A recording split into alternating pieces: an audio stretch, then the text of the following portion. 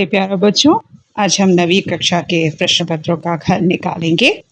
पहली सूचना झटपट और नटखट कहानी के अंश पढ़े 1 से 3 तक के प्रश्नों के उत्तर लिखें। नटखट ने रोते रोते हुए कहा, तुम घर जाकर माँ से मेरी शिकायत करोगे? अगर ना करो तो जो कहो। नटखट का रोना बंद हो गया। मुझे कागज की नाव बनाना नहीं आता, तुम सिखा दोगे? हाँ, उसमें क्या है? नटखट खुश होकर बोला, पर मुझे तैरना नहीं आता, तुम सिखा दोगे? हाँ, उसमें क्या है?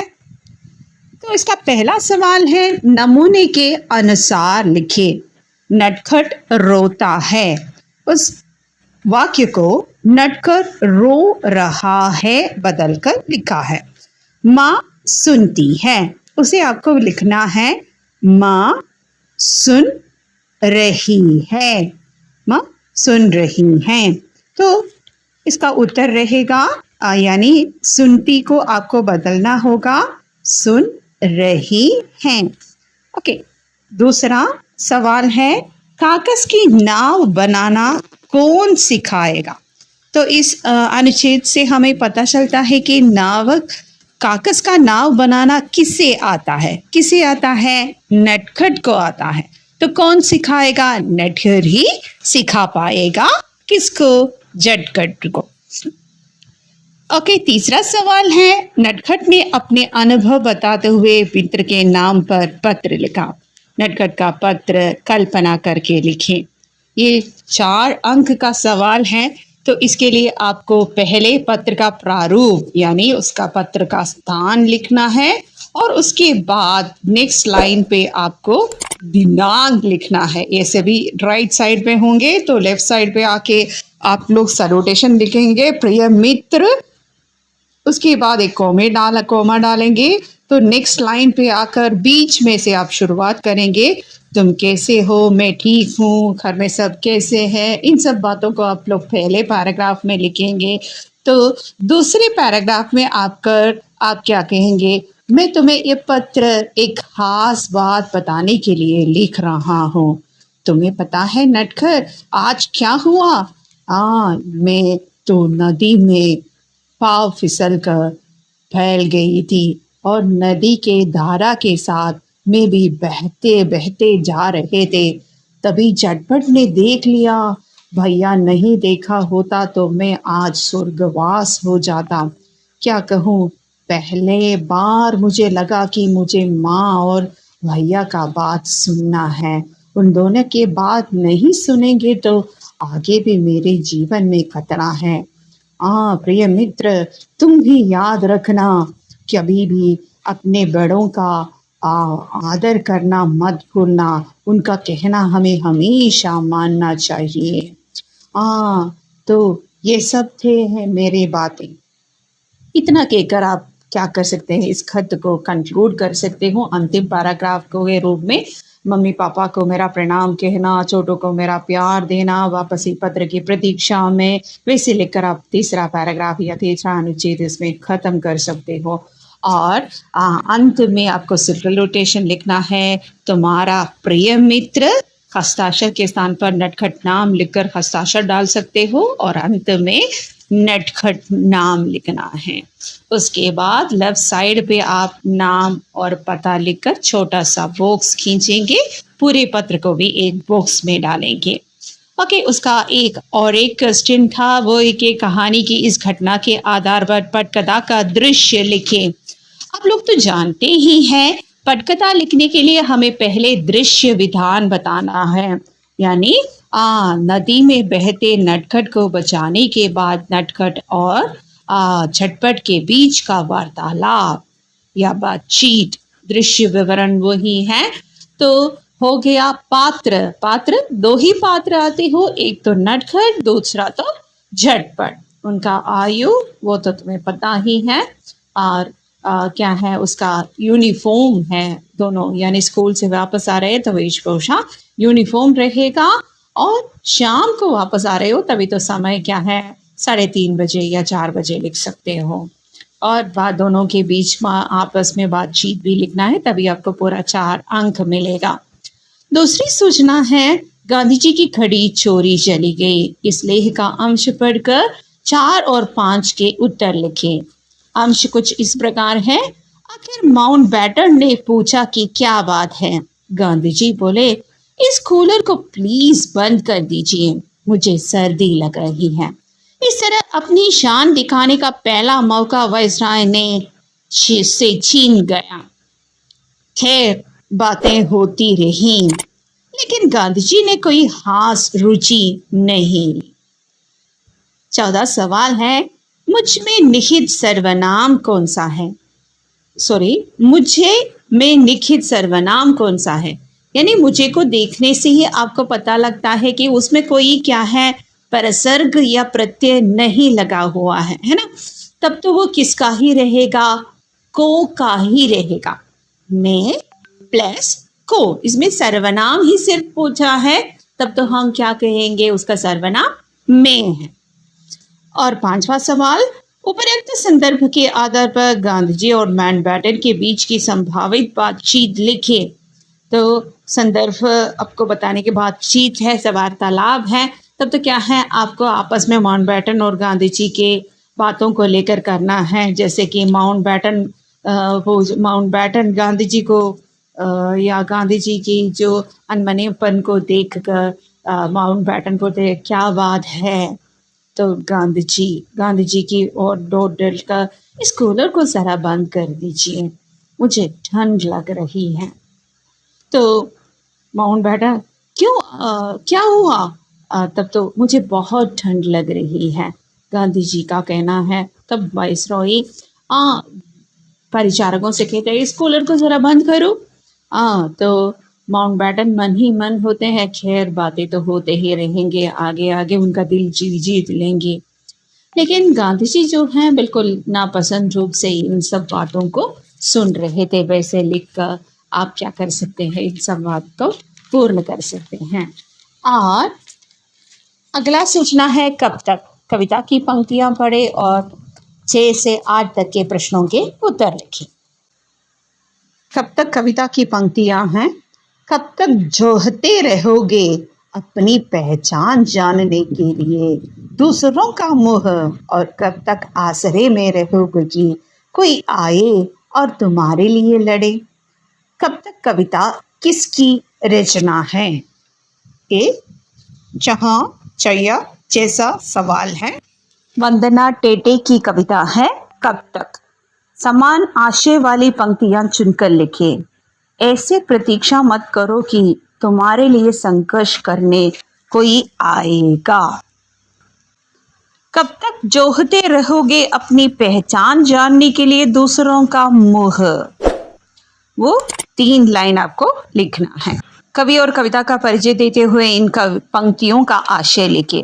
पहले के पैराग्राफ में आपको कवि के बारे में बताना है। आधुनिक हिंदी कवि के प्रमुख कवि है वंदना टेटे।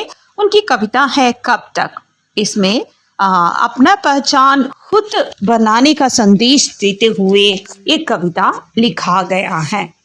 इस तरह कहकर आप क्या कर सकते हैं, पहले पैराग्राफ को अंत कर सकते हो और दूसरे पैराग्राफ में जैसे कि ऐसी प्रतीक्षा मत करो कि तुम्हारे लिए कोई संघर्ष करने के लिए आएगा। कब तक दूसरों के आश्रय में रहोगे, कोई आए कि वो तुम्हारे लिए लड़ेंगे और तुम्हारे किस्मत को बदलेंगे। ये आपको दूसरे पैराग्राफ में लिखना है। कविता की भाषा बहुत साधारण सी भाषा है, मगर फिर भी उसमें तीखे व्यंग्य के साथ खुद को, हर एक व्यक्ति को अपने आत्मसम्मान की बात रखने की बात इसमें कवि ने कहा है। और साथ में यह भी बताना है कि इसमें जो शब्दों का प्रयोग किया है वो बिल्कुल कविता के अनुकूल हैं और कविता बहुत ही प्रासंगिक भी है। इतना कहने पर कविता का आशय जो है पूरा हो जाएंगे, आपको 4 अंक मिल जाएगा। और अगला सूचना है राजा और विद्रोही नाटक का ए अंश पढ़े और 9 से 11 तक के प्रश्नों के उत्तर लिखें। सेनापति, आज मेरे पास कोई अधिकार नहीं है महाराज। राजा, न्यायाधीश, ऐसे बदमाशों को तुम सजा क्यों नहीं देते? न्यायाधीश, इसलिए कि न्याय इन्हीं के हाथ में है और इनके साथ पूरी सेना भी है। आप भी अब खामोश रहिए, राजमुकुट उतार दीजिए, जनता की भीड़ में मिल जाइए। नवा सवाल है, किसने राजा से मुकुट उतारने को कहा? किसने राजा से मुकुट उतारने को कहा था? न्यायाधीश। सिर्फ आपको वही लिखना है। 10वां सवाल है, न्यायाधीश जनता को सजा क्यों नहीं देता है? न्यायाधीश के शब्दों में ही है, न्याय जनता के पास है और राजा जो है यहाँ पे अन्याय कर रहे हैं, इसलिए न्यायाधीश जनता को सजा नहीं दे पा रहे हैं। इतना कहकर आपको 2 मार्क्स पूरा मिल जाएंगे। 11वां सवाल है, संकेतों की मदद से राजा के चरित्र पर टिप्पणी लिखें। इसके लिए आपको पहले क्या करना है, ये राजा और विद्रोही नाटक रविंद्रनाथ टैगोर का है, जिसका मुख्य पात्र है राजा। अपने शक्ति पर घमंड करने वाला है, जो सभी जनता से और दूसरों से यह बात कहता है कि उनका कहना पूरी तरह से मानना होगा। और चापलूसी पसंद करने वाले हैं, क्योंकि वो कभी भी नहीं सोचता कि वो हक के या सत्य के या न्याय के पक्ष में खड़े हो क्या नहीं, ये भी नहीं सोचते। युद्ध के तत्पर रहने वाले हैं, यानी सैनिक बेकार बैठे हैं, ये समझकर सैनिकों से किसी शत्रु को ढूंढ निकाल कर उनसे युद्ध करने के लिए कहते हैं। वो बदलाव को स्वीकार करने वाले हैं। ये पॉइंट के लिए आप बता सकते हैं कि राजा से जब राजमुकुट को छीना गया, हेम से उन्होंने सबसे पहला कहा था कि यानी जो राजचारण के पद पर जो आसीन है ना, उस पद को मिटा दो। और इस प्रकार वो बदलाव को स्वीकार करने के लिए बिल्कुल तैयार रहने वाले एक व्यक्ति हैं। इसके लिए अथवा क्वेश्चन था, सही मिलान करे। राजचारण क्या करते हैं? राजा की चापलूसी करता है। राजेन ने जितेन को अपना मंत्री बनाया। हेम राजा के प्रति विद्रोह का नेतृत्व करता है। जनता हेम के पक्ष में है। ये सब बात लिखने का आपको 4 अंक मिल जाएंगे। अगली सूचना है, बोनसाई कविता की पंक्तियां पढ़े। 12वां और 13वां के उत्तर लिखें। तुमने आंगन से खोदकर मुझे लगा दिया सुंदर गमले में, फिर सजा लिया घर के ड्राइंग रूम में। हर आने जाने वाला बड़ी हसरत से देखता है और धीरे धीरे मैं बोनसाई में तब्दील हो गई। यहाँ परिवर्तित शब्द के अर्थ में प्रयुक्त शब्द कौन सा है? दूसरा ऑप्शन है तब्दील। धीरे धीरे मैं बोनसाई में तब्दील हो गई से आपने क्या समझा? ये 13वां सवाल है। 2 अंक मिलते हैं आपको इसके लिए। तो इसका मतलब ये हो गया कि जब वातावरण बदल जाता है तो किसी भी चीज का या वस्तु का पूरी तरह से विकास होना या विकास में क्या है, बाधा आ जाएगा। बाधा आ जाने पर हर व्यक्ति को या पौधे को या उसका पूर्ण विकास नहीं होता। तब वो कैसा है? एक बोनसाई के रूप में, यानी संपूर्ण विकास न होने वाले एक मूल्य के रूप में बन जाएगा। यही उत्तर लिखना है आपको। घर पेट तारे की याद, लोक कथा का ये अंश पढ़े। 14 और 15वां का उत्तर लिखें। तभी दरवाजा खुला, एक लड़का और लड़की अंदर आए और उन्होंने खाने के लिए कुछ मांगा। बच्चों पास आओ, उस बूढ़े आदमी ने कहा, आज रात हमारे साथ रहो। हमारे बच्चे अगर हमारे पास होते तो बिल्कुल तुम्हारे जैसे सुंदर होते। कहते कहते उसके आंसू आ गए। 14वां सवाल है, विशेषण शब्द चुनकर लिखें। दरवाजा यानी डोर, लड़का आनकुटी, बूढ़े प्रायमाया, आंसू कण्णनीर। അപ്പൊ അതില് ഏതാണ് വിശേഷണമായിട്ട് വരിക? ബൂഡേ, ബൂഡേ ആദ്മി ने कहा എന്നാണ്. അപ്പൊ ബൂഡയാണ് അതിന്റെ അർത്ഥം എന്ന് പറയുന്നത്. सालों के बाद बच्चों की वापसी से पिताजी बहुत खुश हुए. पिताजी के उस दिन की डायरी लिखी. तो आप जानते हैं कि डायरी लिखने की प्रथा क्या है. आपको राइट साइड पे आप क्या है, दिनांक लिखेंगे, यानी ഡേറ്റ് എഴുതും. അതിന് താഴെയായിട്ട് ദിൻ, ദിവസം ഏതാണെന്ന് എഴുതും. അതിനുശേഷം നമ്മൾ എന്താ പറയുക, पिताजी तो बहुत खुश हैं, आज मेरे लिए तो ये बहुत खास दिन है. वैसे आप डायरी का शुरुआत करेंगे कि क्या है, मैं तो सोच रही थी कि मैं अपने बच्चों को आगे कभी भी नहीं मिलेंगी, मगर अचानक जब मेरे ही बच्चे मेरे सामने आ गए, मेरे जीवन का जीना संपूर्ण हो गया. ऐसे लिखकर आप डायरी लिख सकते हैं. कई बच्चे आज युद्ध के शिकार हैं. संकेतों की मदद से लड़ाई की किसी समस्या का समाधान नहीं विषय पर लिख लेंगे. तब आप क्या कर सकते हैं, एक हेडिंग दे सकते हो, लड़ाई किसी समस्या का समाधान नहीं है. लड़ाई किसी व्यक्ति से की जाए या किसी दूसरे देश से, वो समस्या या दुख ही उत्पन्न होती है. तो लड़ाई से अशांतिपूर्ण जीवन हर दोनों भागों को चेतना पड़ता है. यानी उनको चैन नहीं होता या उनके जीवन में कभी ये विश्वास नहीं रहता कि हम लोग सुरक्षित हैं. बुनियादी सुविधाओं का नाश, यानी उस पॉइंट को लेकर आप बता सकते हो कि बुनियादी आवश्यकता जो है हमारे लिए सबसे पहले खाने की आवश्यकता है. कृषि सब उद्योगों का नाश होते हैं इन युद्धों की वजह से. तब तो पूरी तरह से खाना मिलना तो क्या है, मुश्किल की बात है. और उसके बाद हमें क्या चाहिए, अपना घर चाहिए. तो युद्ध के दौरान इन घर सब मिट जाते हैं और अपने ही घर को छोड़कर उन्हें भागना पड़ते हैं. बीमारियों का फैलाव, जैसे कि हम लोग जानते हैं कि लोग जब एक साथ होकर जीना शुरू करते हैं तो बीमारियां जल्दी फैल जाएंगी. ऐसे लग कर सकते हैं. इसका राजा और विद्रोही नाटक का ये अंश पढ़े और 16 और 18 तक के प्रश्नों के उत्तर लिखे. हेम, राजैन कहता है हम राजा बनेंगे. वो खुद को सबसे बलवान मानता है, मगर मैं ऐसा नहीं समझता. मती, ये सिर्फ खेल हैं. राजैन के राजा बनने में खर्च क्या है, बाद में तुम्हारे भी राजा बनने की बारी आएंगे. 16वां प्रश्न है, कौन अपने को सबसे बलवान मानता है? सबसे बलवान मानने वाले कौन हैं? राजेन है सही सहाय उत्तर. वाक्यों को आगे बढ़ाए, यानी शब्द पिरामिड है.